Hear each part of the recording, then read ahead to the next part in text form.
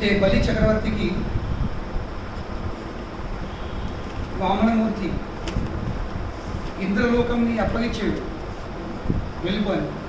కానీ దాంతోపాటు సుతలోకం, ఇంద్రలోకం నుండి సుతలోకం వైపు ఇచ్చేసాడు, పొమ్మని చెప్పాడు. కానీ ఎవరికైనా అనుమానం ఉంటుంది. మనకు కూడా ఈ భౌతిక లోకంలో చూస్తాము, ఒక ఆఫీస్లో పనిచేస్తూ ఉంటే ఒక్క సెక్షన్లోకి వెళ్ళి ఇంకో సెక్షన్లోకి వెళ్ళమంటే, మళ్ళీ ఒక్క డిపార్ట్మెంట్కి వెళ్ళి ఇంకో డిపార్ట్మెంట్కి వెళ్ళమంటే, లేకపోతే ఒక్క స్టేట్కి వెళ్ళి ఇంకో స్టేట్కి వెళ్ళమంటే కొంచెం మనసులో ఉంటుంది. పనిష్మెంట్, ఆ ప్రమోషన్ అనుమానం ఉంటుంది అనమాట. అక్కడికి వెళ్తున్నా, ఓకే నాకు కండిషన్ ఏముంటుందో, పరిస్థితి ఏముంటుందో అని సహజమే ఆ సందేహం రావడము. So it's very natural. So కనుకనే వామనమూర్తి ఏం చేస్తుండు, ఆ సందేహాన్ని, అంటే బలి చక్రవర్తి మనసులో సందేహం వచ్చిందో లేదో, కానీ వచ్చినా కానీ రాకున్నా, లేక సందేహం వచ్చే అవకాశం ఉన్నా కానీ భగవాన్ ఏమి ఇస్తుండు, ముందు అన్ని క్లారిఫికేషన్ ఇస్తుంది, లేక విషయం చాలా క్లియర్ చేస్తుంది. నేను నీకు చేసేది పనిష్మెంట్ కాదు, ప్రమోషన్. కనుకనే భగవద్భక్తుడికి ఎప్పుడైనా భగవానుడు తన పొజిషన్ మార్చితే అది కేవలం ప్రమోషనే ఉంటుంది. కనుకనే ఎన్నడూ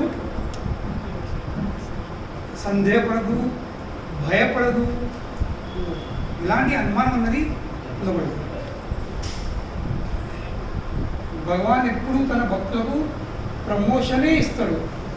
భక్తి మార్గంలో కేవలం ప్రమోషన్ ఉంటుంది, డిమోషన్ ఉండదు. ఇది తెలుసుకోవాలి. It is always promotion. At least promotion లేకుండా డిమోషన్ మాత్రం ఉండదు. You will be there only. కిందికి జారో మెట్లు ఎప్పుడే ఉంటుంది. ఇది భక్తి యొక్క ప్రత్యేకత. సో కనుకనే ఆ సుతలోకంకి పంపించే ముందు భగవానుడు చాలా క్లియర్ చేస్తుంది. ఆ సుతలోకం యొక్క వైశిష్టం, దాని యొక్క ప్రత్యేకత ఏంటి, గత వారము చర్చించినమాట. సో ఫస్ట్ ఏం చేశాడు, వచ్చే మన్వంతర్లో నువ్వు ఇంద్రుడిపై జన్మిస్తావు. కానీ ఆ లోపు అంతర్గతి నువ్వు సుతలోకం తిన్న చెప్పు. ఈ సుతలోకంతో ప్రత్యేకత ఏమిటి, ఫస్ట్ ఆ సుతలోకంని ప్రత్యేకించి నేనే విశ్వకర్మ ద్వారా తయారు చేయించాను. దాంట్లో కాలేదు. ప్రత్యేకించి నేను తయారు చేయించిన విశ్వకర్మ ఆర్డర్ ఇచ్చి. భగవాన్ ఆర్డర్ ఇస్తున్నంటే ప్రతి ఒక్కరు తన జీవితంలో ఏది కొన్నా ఏది చేసినా తన ఓదబట్టి ఉంటుంది. వ్యక్తి పొజిషన్ ఉంటుందో వాళ్ళ చాయిస్ కూడా అలాగే ఉంటుంది. సింపుల్ అది. ఎవరు ఏ స్థాయికి చెందుతున్నారో వాళ్ళ చాయిస్ అలాగే ఉంటుంది. ఇక్కడ తయారు చేయించే వ్యక్తి ఎవరు, సాక్షాత్ భగవానుడు. ఆయన ఉత్తముడు, కనుగొనే చాయిస్ కూడా ఉత్తమమైనది. భగవాన్ ఉత్తయి ఏదో వాడడు, అన్ని టాప్ క్లాస్ బ్రాండెడ్. కృష్ణుడి ప్రత్యేకత ఏముంది, బ్రాండెడ్ కావాలి. ఆయన బ్రాండ్ లేని వాడచ్చు. ఇది కృష్ణుడి స్పెషల్.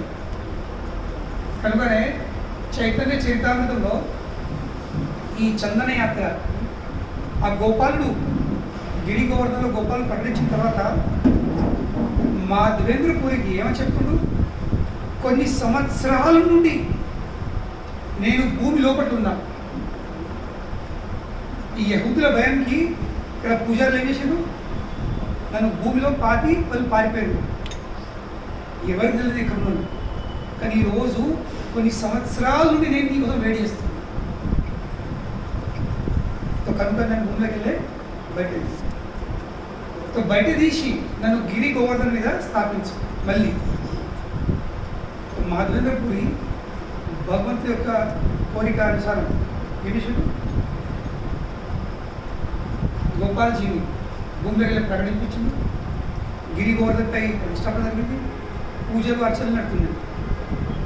కానీ తర్వాత ఎప్పుడు మా దేవేంద్రపురి నువ్వు ఎంత అభిషేకం చేసినా ఎంత చేసినా నా శరీరంలో ఉన్న వేడి అన్నది ఇంకా తగ్గుతలేదు. ఎట్లా తగ్గాలి? నాకు చందనం కావాలి. కానీ ఏ చందనం? మలయ చందనం. ఒడిశా ప్రాంతంలో మలయ పర్వతాలు ఉంటాయి. అక్కడ వచ్చే చందనం, అక్కడ పెరిగే చందనం ఇది టాప్ క్లాస్ చందనం, హై గ్రేడ్. కానీ ఐ వాంట్ మలయ చందన్, ఉత్తుత చందనం కాదు. ఇది కృష్ణుంది సెలెక్షన్, ఆల్ బ్రాండెడ్. కనుగొని ఆలోచించండి. కృష్ణుడు విశ్వకర్మకు, ఇప్పుడు సింపుల్ కదా, మనం కూడా అత్యంత మన ఓద బట్టి ఆర్కిటెక్ట్ ఎంత గొప్ప ఉందా అని ఫస్ట్ ఆర్కిటెక్ట్ అడిగేది మీ బడ్జెట్ ఏం బడ్జెట్, అవును కదా? మీరు బడ్జెట్ చెప్పండి, దాన్ని బట్టి నేను డిజైన్ చేసేస్తాను. ఫస్ట్ అడిగేది బడ్జెట్. ఇది మగవాళ్ళ సంగతి. ఆడవాళ్ళు షాపింగ్ మాల్కి వెళ్తే, శారీస్ కొనడానికి వెళ్తే ఫస్ట్ వాళ్ళు ఎంట్రీ కొట్టగానే అక్కడ సేల్స్ గర్ల్స్ అడిగేది ఏంటి? రేంజ్ కాదు. నాకు ఈ విషయం ఏంటంటే తెలియదు. కానీ 3 సంవత్సరాల క్రితము మా రాధా గోరంగారి కోసం నేను కాంచీపురం వెళ్ళి షాపింగ్ కోసం. అప్పుడే 4 లక్షల షాపింగ్ చేసాను. మా విగ్రహాల డ్రెస్ శారీస్. అక్కడికి వెళ్తే ఫస్ట్ అడిగింది అది వాళ్ళే. సార్ స్వామి మీ రేంజ్ ఏముంది? నేను మా రేంజ్లో అందరిలో అన్నీ చెప్పిన. ఎందుకంటే మా స్వామికి అన్ని బ్రాండెడ్ ఆప్షన్ ఉన్నది. మా స్వామి కూడా ఇది మా కోసం కాదు, మా విగ్రహాలు పూజించినవి. నేను షాపింగ్ చేసేది నా ఆవిడ కోసం కాదు, నా బిడ్డ కోసం కాదు, లేక నా ఇంట్లో ఈ ఆవిడ కోసం కాదు. ఇక వీళ్ళ కోసం షాపింగ్ చేసేది. వీళ్ళకు రేంజ్ అడగండి, తీయుడి మాదు బయట తీసుకుని ఉంటుంది అంతే. కనుకనే ప్రతి ఒక్కరు ఏం చేసినా, ఇల్లు కట్టుకున్నా, కారు కొన్నా, ఏం చేసినా కానీ ఆ ఇల్లుని చూసి, బండిని చూసి మన వ్యక్తిని పొజిషన్ వెళ్తారు. Simple, as simple as that. ఓ కోటేశ్వరుడు ఓ చిన్న 1 bedroom వాళ్ళకి ఇచ్చిన అనుకోడు, వాళ్ళిద్దరు ఉన్నా, ఆ కోటేశ్వరికి వాళ్ళ భార్య ఉన్నా వాళ్ళు కనీసం 10 bedroomలు వేసుకోరు. ఎందుకు? గులగుల షో ఆఫ్ చూపించాలా మా ఇంతవరకు బంగ్లు ఉన్నాడు. ఇది మన అందరికి కలిగే ఎక్స్పీరియన్స్. ఆలోచించండి. భగవానుడు విశ్వకర్మ నుండి ఒక లోకం ఏర్పడేసుకున్నంటే ఇట్ కెనాట్ బి అనే ఆర్డినరీ. అది సాధారణ లోకము. దాని సమక్షంగా స్వర్గలోకం. ఇందాక బలిచక్రం ఎక్కడున్నాడు? స్వర్గలోకం ఉన్నాడు. బలిచక్రం అనిపించింది ఇదే అందరికంటే టాప్. కానీ వామనుడు ఇది నేను ప్రత్యేకించి విశ్వకర్మను నేను తయారు చేయించుకున్నాను. ఇది నా శుద్ధలోకంది వైశిష్టం. రెండోది, ఈ లోకంని ప్రత్యేకించి నేనే రక్షిస్తాను. లోకంతో సెక్యూరిటీ కూడా కావు, తననే. తనకంటే గొప్పమైన సెక్యూరిటీ ఎవరు? అటు ప్రత్యేకించి ఎస్పెషల్లీ ప్రొటెక్టెడ్ బై మీ. ఇది ప్రత్యేకించి నేను రక్షిస్తాను. అంటే చూడండి, భగవానుడు తన భక్తుల కోసము ఎన్ని ఏర్పాట్లు చేస్తాడు. కుచేలుడు కూడా ఆ రోజు కృష్ణుడు బాయ్ బాయ్ చెప్పాడు. సరే మిత్రుడా, స్నేహితుడా, ఆత్మీయుడా, బాయ్ బాయ్ వెళ్ళిపో చెప్పాడు. కానీ కుచేలుడు మలిగిందో లేదో, స్వామి తన కక్షలో వచ్చే విషయం విశ్వకర్మను ఆహ్వానించాడు. మిస్టర్ విశ్వకర్మ, ప్లీజ్ హాజరు. భగవాన్ చెప్పడం అవసరం ఉండదు, కేవలం సంకల్పం తలుచుకునే మాత్రమే. విశ్వకర్మ వచ్చేసి అయ్యా ఏం ఆజ్ఞ ఉంది, ఏం సేవ ఉంది చెప్పండి. ద్వారకలన భవనం ఎట్లా మీరు నిర్మాణం చేసిందో సేమ్ అటువంటిదే మీరు కూర్చొని కోసం నా మిత్రుల కోసం తయారు చేయాలి, తొందర వెళ్ళండి. అతను అక్కడ చేరుకునే ముందు బంగ్లా రెడీ ఉంది. కన్స్ట్రక్షన్ కంపెనీ కూడా టాప్ మోస్ట్ ఉంది, బ్రాండెడ్, లోకం branded, construction company branded, security branded. మీరు దుబాయ్ వెళ్తే అక్కడ బుర్జ్ ఖలీఫా ఎంట్రీ పడతాయి, అక్కడ వాళ్ళు మొత్తం కన్స్ట్రక్షన్ డీటెయిల్స్ పెట్టిన అట్లా ఎంట్రన్స్లో ఏ సంవత్సరం ఎంత కన్స్ట్రక్షన్ జరిగింది. వాళ్ళు 6 months లోపల 10 floors వచ్చింది. మన ఇండియాలో 6 months ఒకటి పడితే గొప్ప అండి. 6 months 2 months తక్కువనే, అంతేకాదు. అంటే ప్రాక్టికలీ ఎవ్రీ డే 1 floor ఆ లెవెల్ ఆఫ్ కన్స్ట్రక్షన్.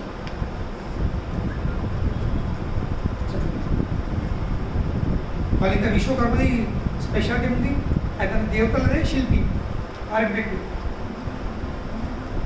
కనుకనే ఫస్ట్ తయారు చేయడం జరిగింది, సెకండ్ నాందే రక్షణ పడింది. మళ్ళీ అక్కడ ఉన్న వాళ్లకు ఎలాంటి శారీరకంగా మానసికంగా ఆందోళన అన్నది లేదు, క్లేశాలు లేవు. No mental and physical disease miseries, క్లేశం అన్నది లేవు, ఆలస్యం లేదు. అక్కడ ఉన్నవారు ఎన్నడూ అలసిపోదు. అక్కడ ఓడిపోవడం అన్నది లేదు. ఎట్లా ఓడిపోతారు? సెక్యూరిటీ ఎంత గట్టి ఉన్నారు, ఓడిపోవడం లేదు. ఇంకా ఎలాంటి ఆందోళన డిస్టర్బెన్సెస్ అక్కడ లేవు అని చెప్తున్నాను. కనుకనే అక్కడికి వెళ్ళి నువ్వు ప్రశాంతంగా ఉండిపో అని భగవానుడు బలి చక్రవర్తికి చెప్తుంది. మరింత ఇంకా కొంచెం స్పెషాలిటీ ఉంది. ఏమని చెప్తుండు?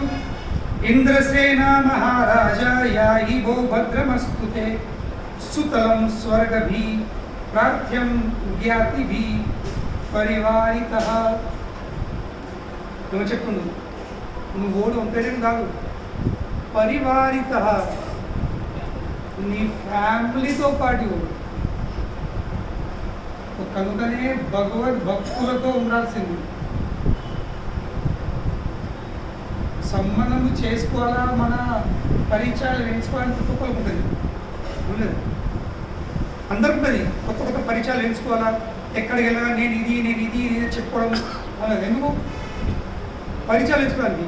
నేను ఇది ఉన్నా మీరేమో చెప్పండి, సరే. ఏం ఈ లోకంలో ఏం పరిచయం, దేని అభిప్రాయం పరిచయం? ఇక్కడ ఎన్ని పరిచయాలు చెప్పుకోవడానికి ఎలా ఈర్ష్య జన్మిస్తుంది. అప్పుడు నాకంటే గొప్పవాడు, నాకు మీద బయట హలో హాయ్ అంటారు,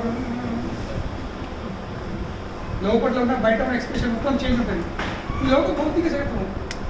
ఇప్పుడు అందరికీ పరిచయాలు ఎంచుకోవడం, అందరికీ ఫోటోలు ఎందుకు చూడగా చూడ ఎంత పెద్ద పెద్ద వ్యక్తులతో నేను నా ఇది అంటారు ఉట్నా బయట, ఇది అంటారు కితనే బడే బడే ఉట్నా బయట దేశం కొందరికి అలవాటే. అందరితో ఫోటోలు చూడు, ఏ మాత్రమో దేవుడు తెలుసు. నాకు దగ్గర డిస్టర్బ్ లేదు, నాకు పెద్ద డిస్టర్బెన్స్ అదే. కానీ నిజంగా అటువంటి గుణం ఉంటే పెద్ద పెద్ద వాళ్ళతో పరిచయం చేసుకోవాలంటే ఏం చేయాలి? ఆ గుణం యొక్క సరైన వినోదం ఏంటి? భగవద్భక్తులతో పరిచయం చేసుకోవాలి. ఎందుకంటే భగవద్భక్తులతో పరిచయాలు ఏర్పాటు చేసుకుంటే వాళ్ళని అనుగ్రహం వచ్చేది. మనం వాళ్ళ అందుబాటు ఉంటే ఒక దృష్టి ఎవరో చూపు మన దగ్గర పడుతుంది. ఇక్కడ అందరికీ పొడి పొడి సొంతగా అవుతా నేను గలీజ్ అంటే నాటుకుంటారు, స్వచ్ఛ పొడి తింటారు. అది ఏమలవాటో అదేమి సుఖము.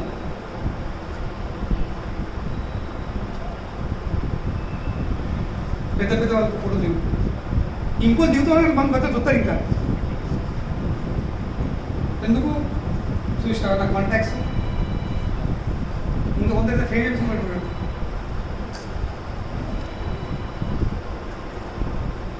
కలి ప్రభావం అండి, ఇవన్నీ కలి ప్రభావం. కానీ కలి ప్రభావం అయినా వాస్తవంకు మనందులో ఏ లోపం ఉన్నా, ఏ లోటు ఉన్నా, నాట్ ఎ ఇష్యూ.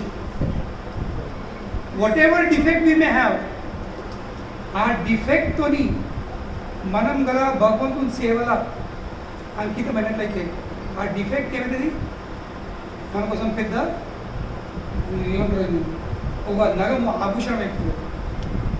ఆ డిఫెక్ట్ ఇప్పుడు ఈరోజు నేను చదువుతున్నమాట, నారదముని ద్వారకలో కొన్ని రోజులు ఉన్నమాట. ఇది శ్రీమద్ భాగవతం యొక్క 11వ స్కంధంలో ఉంది. నార్మల్లీ నారదుని ఎక్కడ కూడా 3 రోజులు లేకుండా ఉండదు. ఎందుకు దక్ష బరాబర్ ఇచ్చిన శ్రాప్ ఎక్కడ 3 రోజులు లేకుండా ఉండలేదు. నీకు ఇల్లే ఉంటుంది. ఏ విధంగా నువ్వు నా కొడుకులను వాళ్ళకు ఇల్లు లేకుండా వేసేసావు, అలా నీకు కూడా ఇల్లు అని దక్ష బరాబర్ చాపించావు.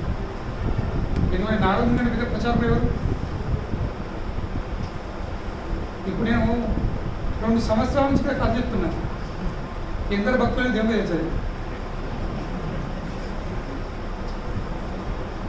అయినా కానీ ఇట్లా ఎటువంటి భక్తులు?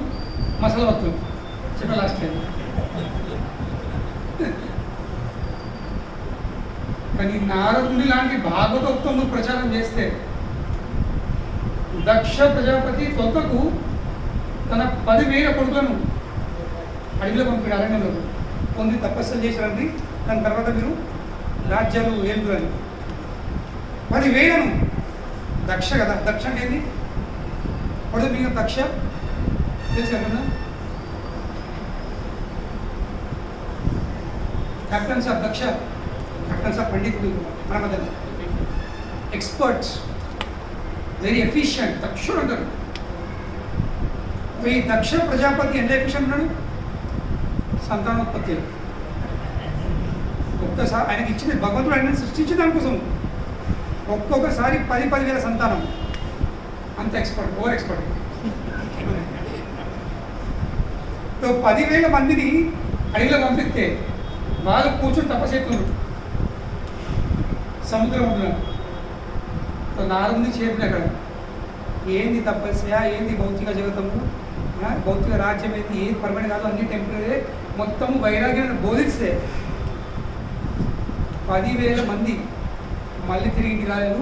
10,000 మొత్తము అందరు సన్యాసం తీసుకొని అడవిలోకి వెళ్ళిపోయింది. ఇది నారదుని ప్రచారం. ఇన్ 1 షాట్ 10,000 సన్యాసులు తయారు చేయొచ్చు. చెప్పండి. గ్రస్తులు కూడా భక్తులు కాదు, డైరెక్ట్ సన్యాసం. ఇంకా హైట్ ఏంది? తిరిగి చెప్తుంది దక్ష ప్రజాపతికి, రాజా నీ 10,000 మంది వాళ్ళని అవుట్ చేసేసిన, మళ్ళీ ఇంటికి వచ్చి కాదు, నువ్వు ఇంకేమైనా ఆప్షన్ తీసుకోవాలి. దక్షలోని చాలా కోపం చేయలేదు. అన్ని చాలా గట్టిగా మందలించింది. కానీ ఏం చేస్తాం మందలించింది? దక్షుని కదా, మళ్ళీ ఒక 1000 సంతానం అన్నాడు. సెకండ్ టైం 1000 మందిని వాళ్ళు పంపించాడు. మీ అన్న దుర్మార్గులు తిరిగి రాలేవు, కనీసం మీరన్నా తండ్రికి ఏమిటో ఇప్పుడు मेरा नाम रोशन करो, बड़े वाले ने कुछ नहीं किया, बेटा कम से कम तू तो कुछ कर दिखा. ఈ 1000 మంది పంపించింది. వాళ్ళని తపస్సు అవుతుంది. నారదు మళ్ళీ చెప్తున్నాడు, అన్నలు ఏం చెప్తున్నారు, మీరేం చెప్తున్నారు? జీవితం యొక్క పరమ లక్ష్యం ఏంటి? మనకంటే పెద్దవాళ్ళ అడుగుజాడిన నడవదు. అన్నలు ఏం చేస్తున్నారు, వాళ్ళు ఎక్కడికి వెళ్ళరు, మీరేంటి అనిత్యమైన లోకంలో అనిత్యమైన సుఖాలు రాజ్యాలు దీనికోసం మీరు తపస్సు చేస్తున్నారు. తపస్సు చేయాలంటే వైకుంఠం పోయడానికి అవునా? వాళ్ళు తిరిగి రాలేదు. 11,000 మంది సన్యాసులు ఇక మళ్ళీ తిరిగి చెప్తుండే ఇక దక్ష సోదరా ఆ వేయి కూడా అవుట్. ఇక చూడు ఇక ఒక అధ్యాయంది భాగవతంలో బూతులు అంటే ఆ శ్లోకాలు చదివితే అప్పుడు జరిగిన బూతులు ఇప్పటికీ తల్లిదండ్రులు కూడా వాళ్ళ కొడుకులు బ్రహ్మచర్య అయితే అదే మాటలు కామన్ డైలాగ్. మా అమ్మాయికి ఇప్పటికి తిరుగుతుంది. నన్ను 7 మందిని పిసుకపోయినరు దాని ఇంట్లో ఇది కానీ దాని ఇంట్లో ఇప్పటికి 25 ఏళ్ళు అయిపోయింది ఇప్పుడు తిరుగుతుంది.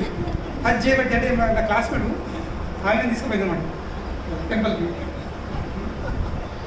చెప్పండి 25 ఏళ్ళు గడిచిపోయింది ఇంకా కూతులే మా అమ్మాయికి. నా కొడుకు ఇంట్లో ఆఫ్ చేసింది.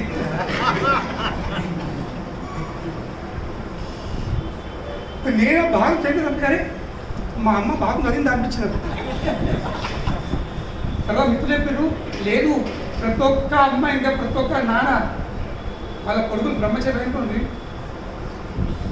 అది పరంపర ఉంది డైలాగ్ లేదు.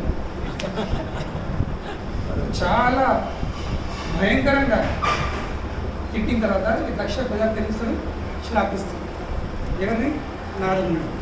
నువ్వు నా కొడుకులను ఇలా వేస్తే నీకు కూడా ఇక్కడ ఇల్లు లేదు. ఆ సందర్భంలో ఆ శ్లోకం తాత్పర్యంలో ప్రభుపంలో రాస్తారు నాకు ప్రభురత్నులు నాకు మొత్తం ప్రపంచమంతట్లా ఎన్నో పెద్ద పెద్ద ఆలయాలు ఉన్నాయి. నేను తలుచుకుంటే ఒక్కొక్క ఆలయంలో కూర్చుండి అన్ని పుస్తకాలని అనువాదించవచ్చు, ట్రాన్స్లేషన్ చేయొచ్చు.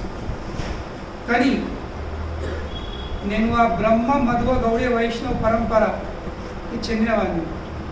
బ్రహ్మ తర్వాత నారదుని. దక్ష ప్రజాపతి ఇచ్చిన శ్రాపము నారదునికి, ఆ శ్రాపం నేను పరంపర కాబట్టి నా మీద కూడా వర్తిస్తుంది. కనుకనే ఇన్ని ఆలయాలు ఉన్నప్పుడు కూడా నేను ఎక్కడ కూడా 3 ఎక్కువ లేకుండా అని ప్రభురాత్రులు. కనుకనే ఆ శ్రాపం ఎంత నా మీద ఉందో అంత నేను కూర్చుండి ఈ భాగవతం నేను అనువాదించలేను. కనుకనే ప్రభురాత్రులు ఐ రిక్వెస్ట్ మై డిసైపుల్స్, నేను శిష్యులతో రిక్వెస్ట్ చేస్తుంది నా మీద వచ్చిన శ్రాపంని వాళ్ళు వాళ్ళ మీద వేసుకుంటే నేను కొంచెం ఆ శ్రాప విముక్తులై కూర్చుని కూడా రాయగలుగుతాను. కానీ అటువంటి శ్రాపం పొందిన నారదుని ద్వారకలో కొన్ని నెలలు పొందున్నాడు. ఎందుకు? ఎందుకంటే శ్లోకం చెప్తుంది గోవింద భుజ గుప్తాయాం. ద్వారకా అనే ప్రాంతం ప్రదేశం అదేముంది చెప్తుంది గోవిందు ద్వారా రక్షింపబడింది గుప్తాయాం. కనుకనే ఏ స్థలం అయితే భగవాను రక్షిస్తాడో లేదా ఎక్కడైతే భగవానుడు నివసిస్తాడో అక్కడ ఈ భౌతిక జగత్తుకు సంబంధించిన ఏ చట్టాలు ఏ నియమాలు కూడా వర్తించాలి. కనుక నారదుని అక్కడ ఉండగలుగుతుంది. కానీ రెండో విషయం చెప్తుంది నారదుని ఎందుకున్నాడు మరి ఏం ప్రయోజనం? ఇప్పుడు కృష్ణ ఉపాసన లాలస. ఏం లాలసతో ఏం కోరికతో? కృష్ణ ఉపాసన, కృష్ణుణ్ణి పూజించే కోరికతో నారదుని అక్కడ ఉండగలుగుతుంది. కనుకనే మీరు కొన్ని ఆధ్యాత్మిక సంస్థలకు వెళ్తే సో కాల్డ్ ఆధ్యాత్మిక సంస్థలు వాళ్ళు ఏమంటారు ఈ భౌతిక జగతంలో అన్ని సమస్యలకు మూల కారణం ఏంటి? కోరికలు. కనుకనే జీవితంలో బీ డిజైర్లెస్, కోరిక రహితులై ఉండాల్సిందే చెప్తారు. చదువు కోరికలే అన్ని సమస్యలకు కారణం, కనుకనే కోరిక రహితులై ఉండాల్సిందే. ఇది చాలా తప్పు సిద్ధాంతం. ఎవరైతే కృష్ణతత్వం తెలుసుకోలేరో, కృష్ణ చైతన్యాన్ని చక్కగా తెలుసుకోలేరో అలాంటి మాట మాట్లాడుతున్నారు. మనందులో ఏ లోపం ఉన్నా కోరిక ఒక లోపమే. కానీ ఎప్పుడైతే ఆ కోరికను మనము చక్కని దారిలో పెడతామో, కృష్ణుని కోసం వినియోగిస్తామో అప్పుడు అదే కోరిక ఒక ఆభూషణం, అదే లోపము ఒక ఆభరణాన్ని ఇస్తుంది.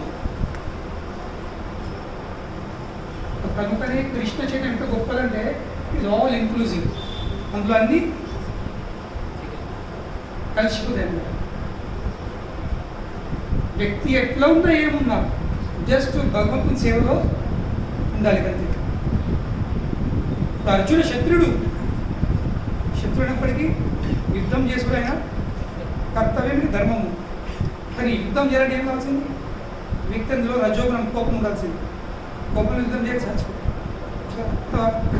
ప్లీజ్ ప్లీజ్ కాలు ఒక్కరు ఎందుకు నేను చంపాలనుకుంటున్నాను అట్లా ప్లీజ్ ప్లీజ్ రాదు కొంచెం ఎందుకు కొంచెం లేదురా కొంచెం నేను చంపతే కొంచెం అట్లా. శత్రు రంగంలో ఆయుధాల కంటే ఎక్కువ మాటతో యుద్ధం చేస్తారు వాళ్ళు, రెచ్చగొట్టే మాటలు, కోపంతో మాటలు. కానీ అభిషేకుడు అదే కోపంని భగవంతుని సేవలు చూపించి ఏమైంది? ఆ కోపమే ఆభరణం. హనుమాన్ తన కోపం ఏం చేశాడు? చాలా మంది అంటారు కోపం ఉండకూడదు, కోపం మంచిది కాదు.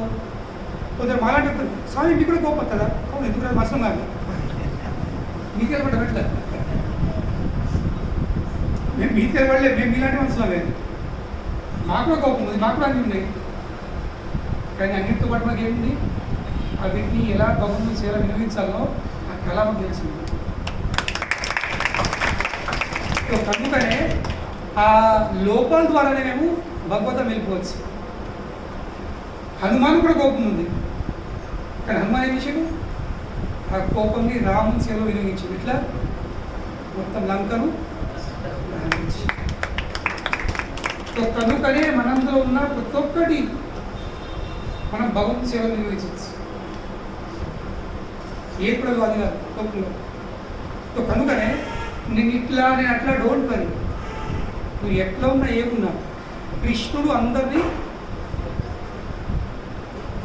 ఆల్ ఇంక్లూజివ్, అందరినీ కలుపుతాడు.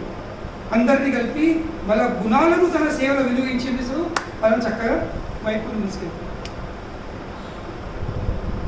కనుకని ఇక్కడ చెప్పడు ఇంద్రసేన మహారాజా అని ఎందుకంటే ఏంటంటే పరిచయాలు చేసుకోవాలి. ఎవరు పరిచయం చేసుకోవాలి? భగవద్భక్తులతో పరిచయం చేసుకోవాలి. ఏమవుతుంది? భగవంతుని దృష్టి భక్తులు పడ్డప్పుడు ఎవరైతే చుట్టుపట్టున్నారో వాళ్ళపై కూడా దృష్టి పడుతుంది. చైతన్య చైతామృతంలో కథలు ఉన్నాయి, ఎన్నో కథలు. అందులో ఒక భక్తుని అల్లుడు శ్రీ చైతన్య మహాప్రభుని చాలా అవమానించేవాడు అనమాట. ఎప్పుడు అవమానించేవాడు, భక్తులు అవమానించేవాడు, సాక్షాత్ కృష్ణుని అవమానించేవాడు. ఆ చేసే అక్రమం ఏమైంది? దీనికి మొత్తము కొలరైంది, చనిపోయేవాడు. ఇప్పుడు అప్పుడు అంత పరిస్థితి దారుణం అయిపోయింది. కాలర్ అనేది మొత్తం మూసుకూసాను కూడా చనిపోయింది. అక్కడ కాలం గత్తపడ్డది కాలేరా, యాక్చువల్లీ కాలేరా. అటువంటి పరిస్థితి వచ్చేసింది. కానీ ఎక్కడైతే చైతన్య మహాప్రభు తెలిసిందో అబ్బా నా భక్తులు అల్లుని పరిస్థితి అని, అప్పుడప్పుడే శ్రీ చైతన్య మహాప్రభు ఆ అల్లునింటికి వెళ్ళి ఆ డెత్ బెడ్ మీద పండవాన్ని కూర్చొని మాట్లాడి చేపించాడు. ఆయన వక్షస్థలం మీద చేయి పెట్టి ఏమంటుడు? నీ హృదయంలో ఉన్న పీఠము ఇది కృష్ణుడి కోసం ఉంది. హృదయంలో పీఠము ఎవరి కోసము? కృష్ణుడి కోసం ఉంది. ఆ పీఠం మీద నువ్వు కృష్ణుడిని తీసేసి నీ ఈర్ష్యలో కూర్చుని పెట్టావు. అక్కడ కృష్ణుడి కోసం ఉన్న పీఠం ఎప్పుడు ఎవరు? ఈర్ష్య కూర్చుని. కనుకనే ఈ ఈర్ష్యను బయటది అని చెప్పి ఎప్పుడైతే మహాప్రభు మరి గుండెని చేపెట్టిండో వక్షస్థల మీద, అది మొత్తం రోగం తగ్గిపోయింది, వాడు హెల్దీ అయిపోయింది. సో ఈ విషయము ఈ భక్తుని తెలిసిందన్నమాట. ఆయన భగవంతుడితో వినపడేస్తాడు, అయ్యా ఇలాంటి దుర్మార్గుని మీరు ఎందుకు బతికిస్తున్నారు? చావనడు. అటువంటి వాడు ఉండేవాళ్ళు వాడు చనిపోతేనే, ఎందుకంటే వాడు బతుకుంటే వాడు ఇంకా అపరాధం చేస్తాడు, ఇంకా నరకం అవసరమవుతాడు. వాడు చనిపోతేనే బెస్ట్. ఎవరెత్తుండు? మామ ఎత్తుండు.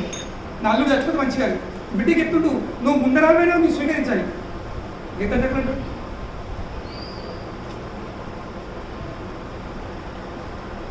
అప్పుడు చైతన్య మహాప్రభుడు స్టేట్మెంట్ ఉంది, శ్లోకం, తోమార్ కీ కథ తోమార్ గ్రామేణ కుకూర్ సేయి మోర ప్రియ ఆర సభజన రావుదు అని చెప్తున్నాను.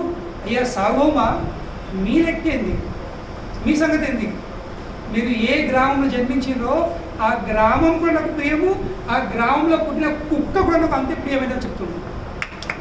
ఎందుకు? నా భక్తుని ఊళ్ళో జన్మించింది. చెప్పండి.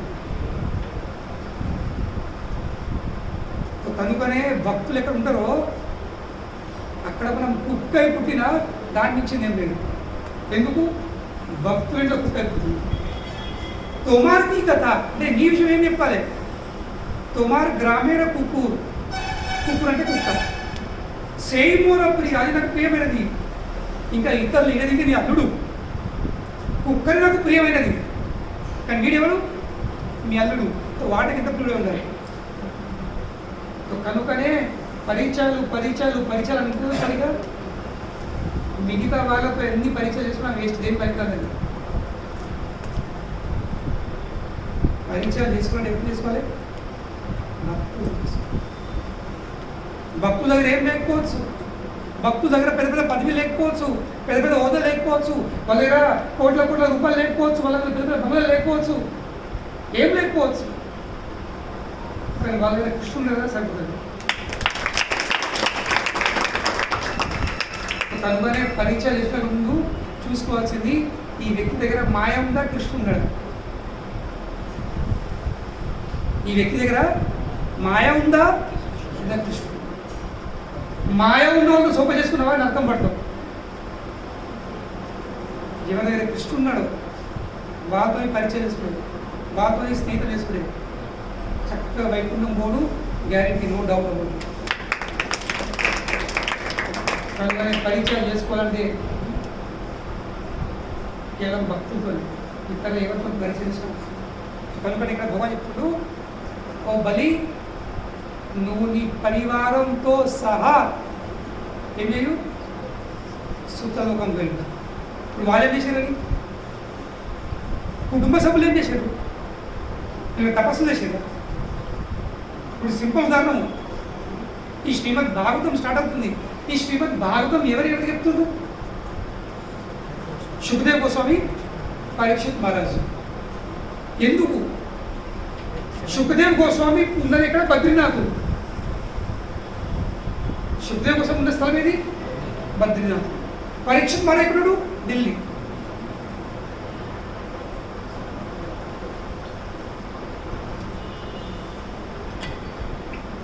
ఢిల్లీ ఎక్కడ, బద్రీనాథ్ ఎక్కడ? Nearly 300 kilometres distance. ఇప్పుడైతే రోడ్స్ ఉన్నాయి, అప్పుడు రోడ్స్ లేవు. అప్పుడు జస్ట్ గంగా నది పట్టుకొని వెళ్ళేవాళ్ళు అన్నమాట. అలాగంగా నది పక్క నడుచుకుని చూడవాళ్ళు బద్రీనాథ్ వెళ్ళేవాళ్ళు. ఎక్కడ వెళ్ళాలి? కేదార్నాథ్ వెళ్తే మందాకి పట్టుకొని వెళ్ళాలి. నదుడు నడుపుతున్నాం. ఇద్దరికి ఏం సంబంధాలు లేవు, పరిచయాలు లేవు. పరీక్షిత్ మహారాజ్ మెసేజ్ పెట్టుకోలేడు, Shuka where are you, having difficulty, please turn up, help me, help help help. No contacts, no matter, no writing, nothing, ఏం లేదు. సుఖదేవ్ గోస్వామి బద్రీనాథ్ నుండి ఢిల్లీ ఎలా వచ్చాడు, ఎందుకు వచ్చాడు? పరీక్షిత్ మహారాజ్కి భాగవతం వినిపించడానికి ఎందుకు వచ్చాడు? చెప్పడానికి.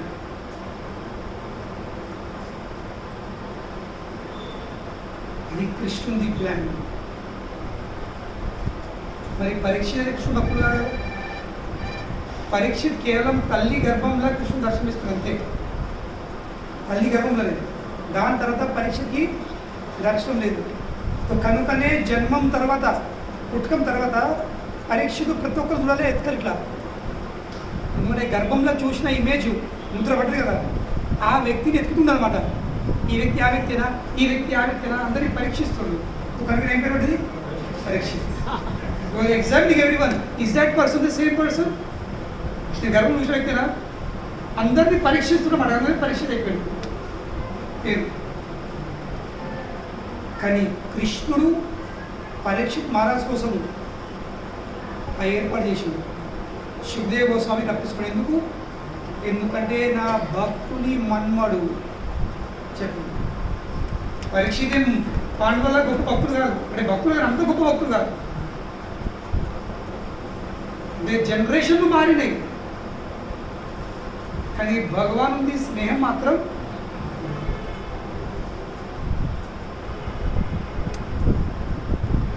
అభిమన్యుడు భక్తుడు కాదు, జస్ట్ కుటుంబ సభ్యుడు అంతే. అర్జునుడు భక్తుడు కాదు, కానీ పరీక్షిత అర్జుని మన్మడు, నా భక్తుని మన్మడు. నా భక్తుని అనుగ్రహించినప్పుడు ఆ భక్తుని వంశంలో ఎవరున్నా కానీ అందరినీ అనుగ్రహిస్తారు. ఇది కృష్ణుడు.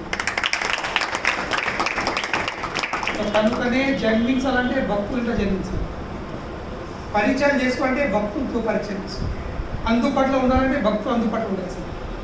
దీన్ని మించిన పెద్ద పొజిషన్ వరం ఇంకేం లేదు. ఎప్పుడైతే నరసింహస్వామి హిరణ్యకశిపును చీరి పారేసిండో, మొత్తం చీరేసి కడపగల దూకేసింది, ఇక పడిపోయింది శవం. అప్పుడు ఇక నరసింహస్వామి పరీక్ష అని ప్రహ్లాద్ని అడుగుతున్నాను. ప్రహ్లాద్ ఏమన్నా వరం కోరుకో, వరం కోరుకో, వరం కోరుకో. అయ్యా అద్దు, నేను శబ్దం ఉంది శ్లోకం, ఐఎమ్ నాట్ అ వాణిక్. వాణిక్ మీన్స్ ఏంటి? వాణిక్ అంటే వాణిక్ ఏమంటారు? Vysya, too much. వాణిక్ అంటే బిజినెస్, బిజినెస్. సో ప్రహ్లాద్ చెప్తుండు, నేను వాణికుణ్ణి కాను, I'm not a business man. నేను మీ భక్తి మీరు నాకు తిరిగి ఏమని ఇస్తారేమో అని ఉద్దేశంతో చేయలేను. బిజినెస్ ఏముంటుంది? ఇచ్చుకోవడం, పుచ్చుకోవడం. లేదు. శ్లోకం మీరు చూస్తే కావాలంటే వేరే అప్పుడు తీసుకోండి. అయ్యో మా కులం కట్టుకుని అట్లే ఉంది. శ్లోకం ఉంది, పదం ఉంది, వాణిక్ అని. బిజినెస్. ఇప్పుడు I'm not a business man. నా భక్తిది బిజినెస్ కాదు, నేను చేసింది కేవలం మీ యొక్క ప్రత్యార్థం కోసం. కనుకనే నాకు ఏమద్దు, ఎలాంటి వరాలద్దు, మీరు సంతోషపడ్డరా చాలు, అదే నాకు వరం. అవును ప్రహ్లాద్, నాకు తెలుసు ఆ విషయం. అయినప్పటికీ నీకేదో వరాన్ని ప్రసాదించాలి, నా కోరిక చెప్పు, అడుగు అడుగు అడుగు, ఏమంటూ అడుగు ప్లీజ్. భగవానుడు ఎంబడబడుతున్నా అడుగువాలి. కానీ మన పరిస్థితి ఏముంది? మనం ఎవరితో ఇయ్యు ఇయ్యు ఇయ్యు, ఇది మన పరిస్థితి. గుళ్ళు గోపురాలు తిరుగుతూ ఉంటాము, వ్రతాలు వారాల మీద వ్రతాలు చెప్తూ ఉంటాము. ఈ శ్రావణ మాసం ఉంది, శనివారం సోమవారము ఒక పొద్దు ఉంటా ఉంటాము. మళ్ళీ మార్గశీర్ష వస్తే ఎన్నిసార్లు లక్ష్మి, అదేమిటది? ఏ లక్ష్మి? వరలక్ష్మి. లక్ష్మి కూడా పిచ్చి ఎత్తున చెడిపోవాలని, ఇటు పోవాలన్నా అలాంటి పోవాలని, ఇంటికి పోవాలన్నా అలాంటి పోవాలని దిమాగ్ ఖరాబ్ ఉండొచ్చు. వరలక్ష్మి ఎటన్ పోదు.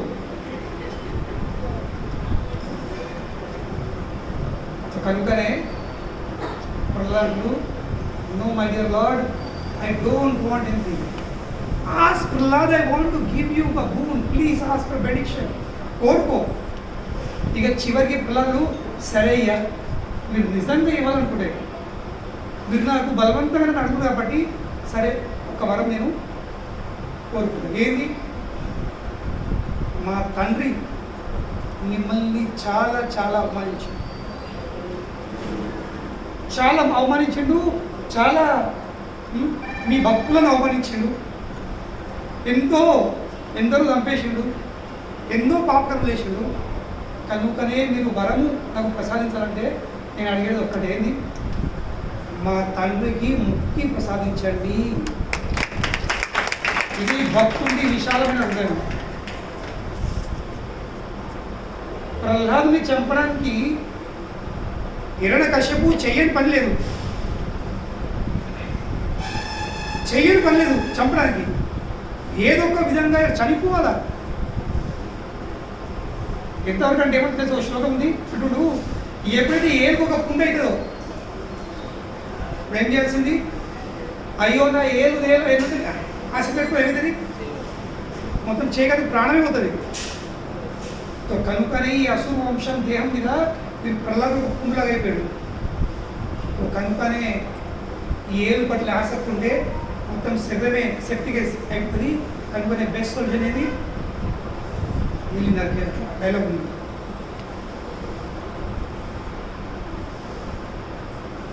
ఇంకో మాట్లాడుకుంటూ ఈ దేవతలందరూ కలిసి నా కొడుకును ఏం చేసిండ్రు? కామలాగా వాడుకున్నారు. కామ తెలుసా ఏంటి? గుడ్డలు ఉంటుంది కదా, గుడ్డలుకున్న కట్టే హ్యాండిల్, దానికి కామ అంటారు.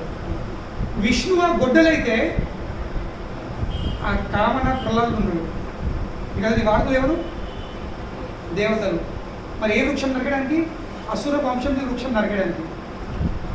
కనుకనే ఈ కామని కడి చేశారు. ఆ భావం ఉంది తండ్రిది. అటువంటి భావంతో ఉన్న తండ్రి కోసము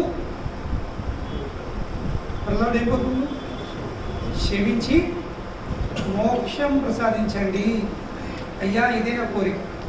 ఇది భక్తుంది విశాలమైన హృదయము, ఇది భక్తుంది విశాలమైన జాలి, కంపాషన్.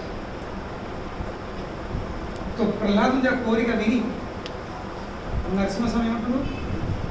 ప్రహ్లాద్, నీ తండ్రిదేం లెక్క, నువ్వు ఏ వంశంలో జన్మించినావో ఆ వంశంని 21 తరాలను నేను ముక్తి కలిగిస్తుంది. 21 జనరేషన్స్ ఆర్ లిబరేటెడ్.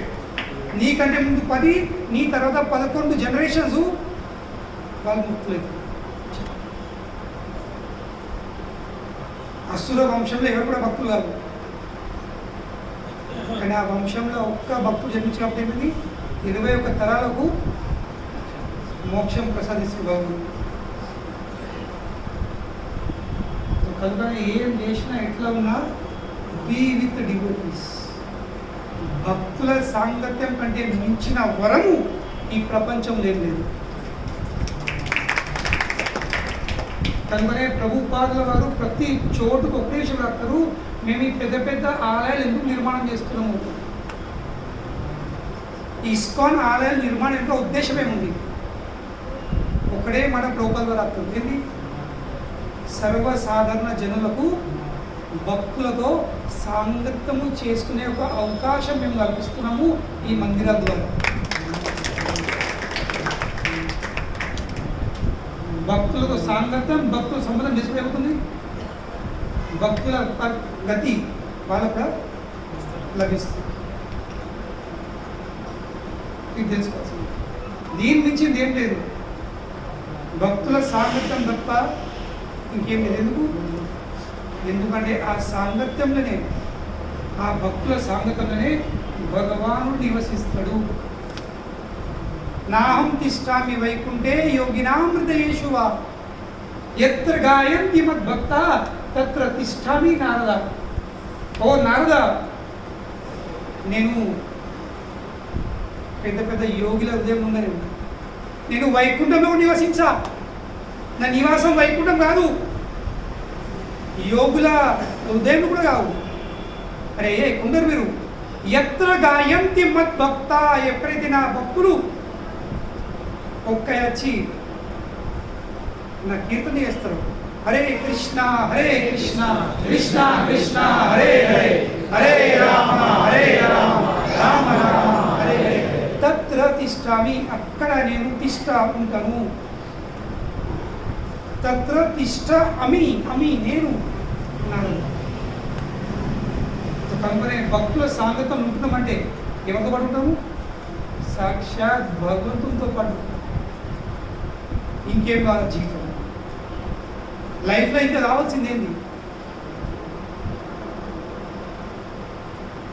పాండవులు విజయవంతం ఎందుకైంది? ఎందుకంటే భగవానుతో పాటు. అంతెందుకు, మహాభారత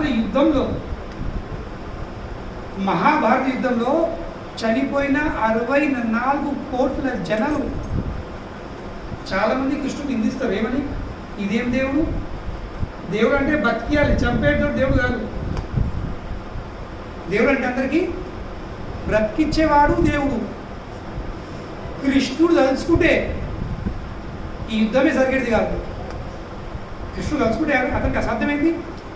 యుద్ధం జరగకుండా కూడా పాండవులకు రాజ్యం చేయొచ్చు. కానీ ఏం చేసాడు? అందరూ అనిపించాడు. ఇది దేవుడు, ఈ దేవుడు లక్షణాలు. ఇది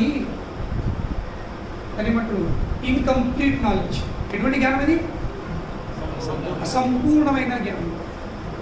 ఎందుకంటే వాళ్ళకి తెలియదు. మహాభారత యుద్ధంలో ఆ 18 రోజుల్లో చనిపోయిన 64 కోట్ల జనాలు వాళ్ళు కృష్ణుని ఆధ్వర్యంలో కృష్ణుని చూసుకుంటా కృష్ణ భక్తులను చూసుకుంటా చనిపోయారు కాబట్టి అందరు వైకుంఠం చేరుకున్నారు. 64 కోట్ల జనాలు వైకుంఠం చేరుకున్నారు. ఎవరైతే కృష్ణుని నిందిస్తారో ఆ మూకులకు కొంచెం కూడా అర్థం కాదు. కృష్ణుడు వాళ్ళని చంపేయకపోతే వాళ్ళు ఎప్పటికి ఉంటున్నారా?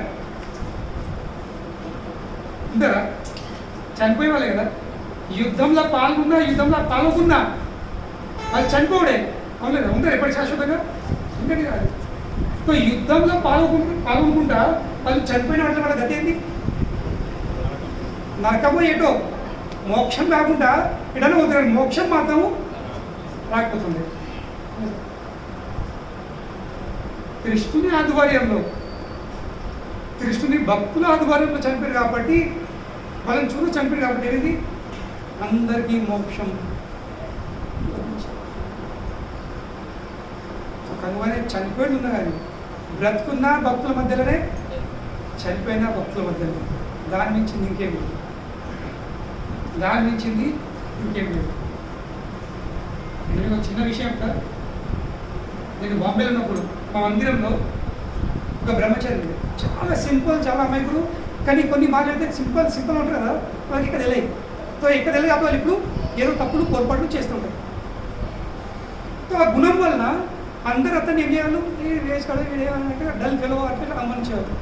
కానీ ఆయన ముఖం ఎప్పుడు ఎవరు తిట్టిందా ఏం చేసేది స్మైల్.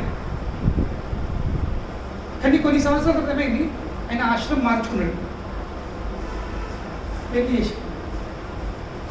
పెళ్లి చేసుకున్న తర్వాత జస్ట్ 6 నెలలకే ఇప్పుడు వాళ్ళ భార్య గర్భవతి 6 నెలలకే జస్ట్ బ్యాక్ ఏక్ అవుతుంది చెకప్ చెప్పితే బోన్ క్యాన్సర్ అయింది. డాక్టర్ చెప్పారు ఇప్పుడు కేవలం 3 నెలలు 2 నెలలు బతుకుతారు. అప్పుడు జస్ట్ పాప పుట్టింది అంతే, చిన్న గుడ్డు. అప్పుడు చివరికి డాక్టర్ చెప్పారు 1 వారం 10 రోజులు ఉండడం లేదు అంతే. సో కనుక నేను ఏ కోరికున్నా కానీ మీరు పూర్తి చేయాల్సింది. సో మా భక్తులు అందరూ అడిగింది అనమాట, స్తోక కృష్ణ ప్రభు నీ కోరిక ఏం చెప్పాను.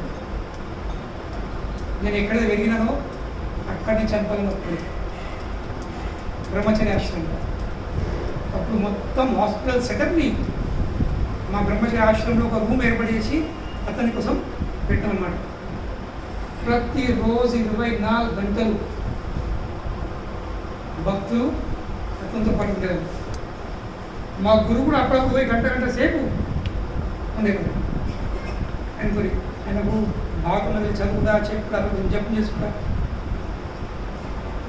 చివరికి ఏమైందంటే బృందావనంలో రాధారాణి పెరిగిన ఊరు బర్సానా, అక్కడ చాలా గొప్పమైన భక్తులు ఉంటారు. వాళ్ళు అమెరికా వెళ్తున్నారు ప్రోగ్రామ్ కోసం, సత్సంగం కోసం. వాళ్ళ ఫ్లైట్ ఢిల్లీ నుంచి వయా బాంబే ఉండేది. బాంబేకి వచ్చాక ఫ్లైట్ డిలే అయిపోయింది కొన్ని కారణాల వల్ల. ఒక 12 గంటలు డిలే ఉంది. వాళ్ళు ఏం చేస్తారు, వాళ్ళు బాంబే టెంపుల్ పరిచయం కాబట్టి వాళ్ళు బాంబే టెంపుల్ ఫోన్ చేశారు. మా ఇంట్లో పరిస్థితి అంటే సరే మీరు టెంపుల్ రండి. ఆ మొత్తం గ్యాంగు బర్సానాకు చెందిన గొప్పమైన భక్తులు మహాత్ములు వాళ్ళందరూ టెంపుల్కి వచ్చారు. టెంపుల్కి వచ్చేసరికి మా గురువు వాళ్ళు అన్నారు, ఎట్లాగో మీరు వచ్చారు కదా, మా ఒక భక్తులు బాగుంటున్నాడు, మీరు ఆయన కోసం కీర్తన చేస్తారు అంటే వాళ్ళు అబ్బా దీని నుంచి ఇంకేం సేవని వాళ్ళు మొత్తం గ్యాంగ్ అన్ని వాద్యాలతో ఆ ప్రభు ఆయన చనిపోయిన పెద్ద మనిషి ఆయన వాడితే కోకిల అంటే బండలు కరిగిపోవాలి, అంత మధురమైన కంఠమైనది, అంత భావంతో ఈ మొత్తం గ్యాంగు ఆ రూమ్లో పోయి ఇది సాయంత్రం కూడా వాళ్ళు కీర్తన చేస్తూ ఉంటే అదే కీర్తన మధ్య ఎప్పుడైతే కీర్తన ఒక స్థాయికి పీక్ చేరుకున్నదో ఈ మా స్తోక కృష్ణ ప్రభు ఈ దేహం వదిలిపెట్టి వెళ్ళిపోయింది. ఇంకేం కావాలి, బర్సానాకి వెళ్ళే వాళ్ళ అచ్చుడైంది, వాళ్ళ ఫ్లైట్ డీల్ అవుట్ అయింది, వాళ్ళ మందిరం అచ్చుడైంది, వాళ్ళు ఈయన కోసం కీర్తన చేసిపోయింది. ఇంకా కీర్తన ఆయన దేహం వదిలిపెట్టిపోయింది. ఏం కావాలి, Vaikuntham 100% guarantee, no doubt about it.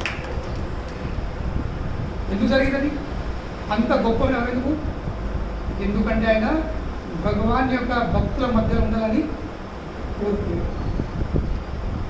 అదే నా భార్యతో, నా పిల్లలతో, నా అమ్మతో, నా నాన్నతో, నా చుట్టాలతో, నా బంధువులతో, నా ఊరితో, నా సంఘంతో ఉంటా అంటే వాళ్ళు ఏం చేస్తుంది? వాళ్ళు ఏం చేస్తుంది? అలా గట్టే పెట్టింది. కానీ ఆయన ఏం చాయిస్ చేసుకోడు? I want to live and die with the devotees. భక్తులతో ఉంటాను, భక్తుల మధ్యలో ఉంటాను, భక్తుల మధ్యలో నేను చక్కగా వైకుంఠ వింటాను. ఇది భక్తుల మధ్యలో ఉంది. కాబట్టి ఇక్కడ భగవాన్ ఎట్టుండు, ఓ బలి నీ కుటుంబంతో సహా నువ్వు సుతలోకంకి వెళ్ళి. ఇంకా చాలా విషయాలు ఉన్నాయి, వచ్చేవారు చర్చిస్తాం. హరే కృష్ణ. శ్రీల ప్రభుపాద కీ జై. శ్రీమద్ భాగవతం కీ జై.